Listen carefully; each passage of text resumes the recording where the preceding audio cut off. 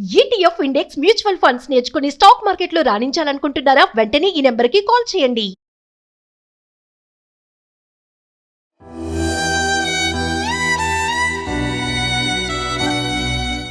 Madam ఇంత ఘోరంగా జరుగుతుంది. ఎట్లా జరుగుతుంది? ఎలా చేస్తారు మేడం? దేనికోసం చేశారు మేడం?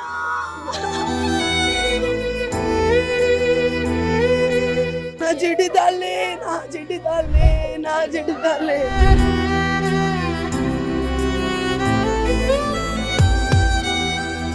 11:30కి టిఫిన్ తీసుకొని వెళ్తుంది. ఆ 10కి వచ్చి ఎప్పుడు చేసిపోయిండో ఏమో అర్థమైతే లేదు.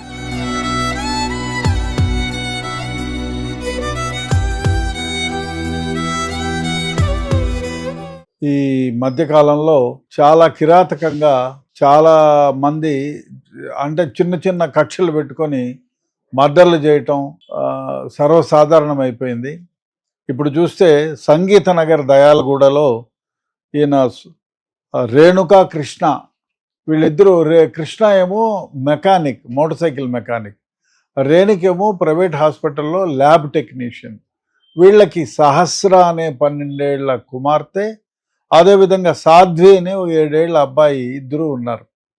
ఈ సహస్రనేమో దూరంగా స్కూల్లో వేశారు, ఈ సాధ్విక్నేమో పక్కన ఉన్న ప్రైవేట్ స్కూల్లో చదివిస్తున్నారు. సో వీళ్ళిద్దరూ కూడా అందరూ కూడా మామూలుగా ఇంట్లో రెగ్యులర్గా జరిగేది ఏమిటంటే సహస్ర వాళ్ళ తమ్ముడు సపరేట్గా స్కూల్కి వెళ్తారు. 9 గంటలకు అబ్బాయి ఏమో 8:30కి వెళ్ళిపోతుంది, అమ్మాయి కూడా 8:30కి వెళ్ళిపోతుంది. వాళ్ళను స్కూల్కి పంపించిన తర్వాత తల్లేమో హాస్పిటల్కి వెళ్తుంది, తండ్రి ఏమో మెకానిక్ షాప్కి పోతాడు. అయితే వీళ్ళల్లో ఎవరైనా వచ్చేటప్పుడు ముందుగా బాక్స్ పెట్టకపోతే ఈ సాధ్విక్కి వీళ్ళెవరో ఒకరు తీసుకుపోయి వాళ్ళ నాయనో ఎవరో వచ్చి తీసుకుపోయి ఇస్తారు. సో ఆ రోజు హాలిడే, సోమవారం రోజు. అందువలన ఈ సహస్ర ఇంట్లోనే ఉంది.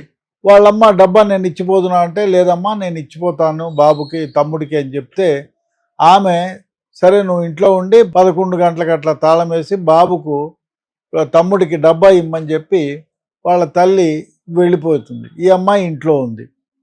ఇంట్లో ఉంటే ఈ అబ్బాయి సాధ్విక్ వాళ్ళ స్కూల్ నుంచి 11:30కి వాళ్ళమ్మ రేణుకకి ఫోన్ చేసి, ఈ అమ్మ మీ అబ్బాయికి టిఫిన్ డబ్బా ఇవ్వలేదు అంటే, అయ్యో నా కూతురు ఎత్తుకొచ్చిస్తానంది, ఎందుకు ఇవ్వలేదు, ఎక్కడన్నా ఉండి మర్చిపోయిందో ఏమో అని చెప్పి వాళ్ళ తండ్రిని కృష్ణకి ఫోన్ చేసి, బాబుకు టిఫిన్ తీసుకురాలేదంట అమ్మాయి సహస్ర, నువ్వు వెళ్ళి టిఫిన్ బ్యాగ్స్ తీసుకుపోయి ఇమ్మని చెప్తే, ఈయన ఇంటికి వచ్చి చూస్తే ఇల్లు బయట నుంచి గడ్డబెట్టింది. అదే ఎక్కడ పోయింటుందబ్బా, ఇంటి నుంచి బయట గడ్డబెట్టింది అని గడ్డ తీసి చూస్తే అమ్మాయి బెడ్ పైన రక్తపు మడుగులో పడిపోయింది.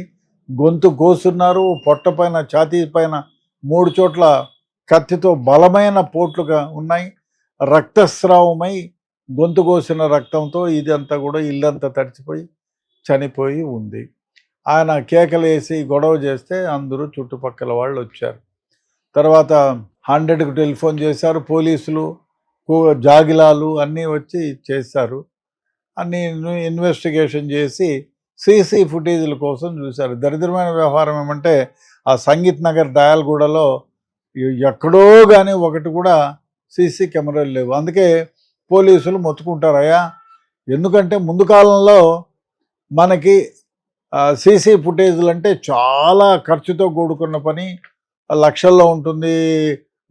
దాదాపు 50,000 70,000 నుంచి ముందు 20-30 ఏళ్ల క్రితం అంతా ఉండేది. ఇప్పుడు 2,000 నుంచి కెమెరాలు ఉన్నాయి, 1,500 కూడా కెమెరాలు వస్తాయి. ఎట్లా ప్రతి ఇంట్లో కూడా ఏదో ఒక బాక్స్ పెట్టుకొని ఉంటారు, లేదా ఫోన్కి కూడా కనెక్ట్ చేసుకోవచ్చు. ఆ విధంగా సీసీ ఫుటేజీల్లో మన ఇంటి చుట్టుపక్కల ప్రాంతంలో ఏం జరిగేది మనం తెలుసుకోవడానికి, మన ఇంట్లోకి ఎవరైనా దొంగలు వస్తే ప్రవేశిస్తేనో, లేకపోతే అగంతుకులు ఎవరైనా వస్తేనో, లేకపోతే ఈ మధ్యకాలంలో ఏమైందంటే కరోనా వచ్చినప్పటి నుంచి ప్రతి ఒక్కళ్ళు షాపులకు పోయేది మానుకున్నారు. టైం అని ఆర్డర్ వేయడం, అందువల్ల సోమరితనము పెరిగింది. అవసరాలను ఇప్పుడు ఎక్కడన్నా షాపులకు పోతే ఇంట్లో కూర్చొని రాసుకునేవాళ్ళం, పట్టి రాసుకొని ఇవి కావాలి అని. ఇప్పుడు ఏమైంది, అవి ఉన్నాయి కదా, జోలో బోలో ఏమో ఉన్నాయి, ఫోన్లో కొట్టేస్తే ఆర్డర్ ఇస్తే పట్టుకొని వస్తారు. సో సోమరితనం పెరిగింది, దానివల్ల కొందరు ఆ నిమిషం ఆ విధంగా వచ్చి వాళ్ళెవరు దొంగతనాలు చేసేవాళ్ళు ఉండరు అనుకో, వాళ్ళ పేరు మీద వచ్చి దొంగతనాలు చేసేవాళ్ళు కూడా ఎక్కువైనారు, మోసాలు చేసేవాళ్ళు కూడా ఎక్కువైనారు. So CC footage is a must, ఆ విధంగా పెట్టించాలి. సో ఆ ఏరియాలో పోలీసులు ఎక్కడ వెతికినా ఎక్కడో దూరంగా ఉంది సీసీ ఫుటేజ్, మిగతాది లేవు. అయితే ఏ రేణుక కృష్ణ పై ఇంట్లో ఉంటారు, కింద ఇంట్లో సంజయ్ రావు అని ఒక అతను ఉంటాడు. అతను 3 ఏళ్లుగా ఉంటున్నారు, వీళ్ళేమో దాదాపు చాలా చాలా కాలంగానే వీళ్ళు ఉంటున్నారు. అయితే ఇప్పుడు అనుమానం ఏమిటంటే, ఈ అబ్బాయి సంజయ్ రావు ఎవరైతే ఉన్నారో ఆయన భార్యకి చాలా రోజులుగా ఆరోగ్యం బాగలేదు. ఈయన ఒరిస్సానో ఎక్కడో మధ్యప్రదేశ్ అంట. వీళ్ళకి అనుమానాలు ఎక్కువ. ఇప్పుడు తెలిసిందేమంటే ఈ సంజయ్ రావు భార్యకి ఆరోగ్యం బాగలేదు. సో దాంతో వాళ్ళు పైన దువ్వుకున్న జుట్టు ఏదో కింద పడితే గొడవ పడడం అట్లా జరిగిందంట. వీడికి అనుమానం ఎక్కువ అని అంటున్నారు. ఎవరికి? ఇప్పుడైతే ఎవరైతే ఈ అనుమానితుడు సంజీవ్ రావు ఎవరైతే ఉన్నారో ఆయన పోలీస్ కస్టడీలో ఉన్నారు. అయితే ఇప్పుడు పోలీసులు అక్కడ ఫింగర్ ప్రింట్స్ ఇవన్నీ కూడా కలెక్ట్ చేస్తున్నారు. అతనికి సంబంధించిన ఏమైనా ఉన్నాయా ఫింగర్ ప్రింట్స్, మిగతా ఏమైనా ఇన్క్రిమినేటింగ్ మెటీరియల్ ఏమన్నా కత్తికి సంబంధించింది కానీ ఏమైనా ఉన్నాయా, అడుగులు ఏమన్నా మార్క్స్ ఏమన్నా ఉన్నాయా, ఇవన్నీ కూడా చూస్తున్నారు. బహుశా కలెక్ట్ చేస్తున్నారు. బాడీని పోస్ట్ మార్టం రిపోర్ట్కి పంపించారు. సో పోస్ట్ మార్టంలో ఓన్లీ పొడిచి చంపినారు కానీ ఆమె పైన ఎటువంటి అఘాయిత్యం జరగలేదనేది తెలుస్తూ ఉంది. అతి ముఖ్యంగా ఇప్పుడు ఈ సంజయ్ రావుని ఇంట్రాగేట్ చేస్తున్నారు.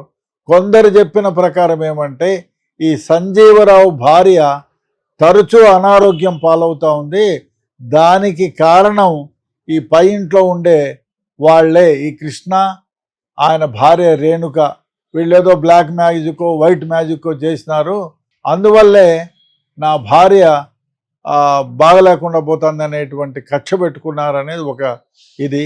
సో అందువల్లే ఆ కక్షతో ఎట్టి పరిస్థితుల్లోనూ మేము ఇంత ఇబ్బంది పడుతున్నాము, నా భార్య ఇంత బాగలేకుండా పోతా ఉంది, వాళ్ళు వీళ్ళ వల్లనే అని అదేదో గుడ్డి నమ్మకంతో మూఢ విశ్వాసంతో ఆ అమ్మాయిని చంపితే వాళ్ళు కూడా ఇబ్బంది పడతారు, నాలాగా ప్రతిరోజు ఏడ్చుకుంటూ కూర్చుంటారనే ఉద్దేశంతో చంపారు అనేది ఒక మాట. బట్ ఐ డోంట్ నో, ఇంకా ఇంట్రాగేట్ నడుస్తుంది కాబట్టి డెఫినెట్గా అతనికి సంబంధించినటువంటి మొత్తం సమాచారాన్ని పోలీసులు సేకరిస్తున్నారు. బహుశా ఎవరు చంపింది తేలిపోతుంది. ఏది ఏమైనా ఇప్పుడు ఏమైందంటే సిటీలలో జాగ్రత్తగా ఉండాల్సిన వ్యవహారం. భార్య భర్త ఇద్దరు కూడా బయటికి ఉద్యోగానికి వెళ్ళిపోతారు, పిల్లల్ని కూడా స్కూల్కి పంపిస్తారు. ఒకవేళ పిల్లలు జనరల్గా బిఫోర్గా 3:30కు వదులుతారు స్కూళ్ళు, కొన్ని స్కూళ్ళు 4 గంటలకు వదులుతారు. సో పిల్లలకి తాళాలు ఇచ్చిపోతారు, లేకపోతే ఆ గూట్లోనో కిందనో ఎక్కడో పెడతారు. సో ఆ తాళం తీసుకొచ్చి పిల్లలు ఒంటరిగా ఉంటున్నారు.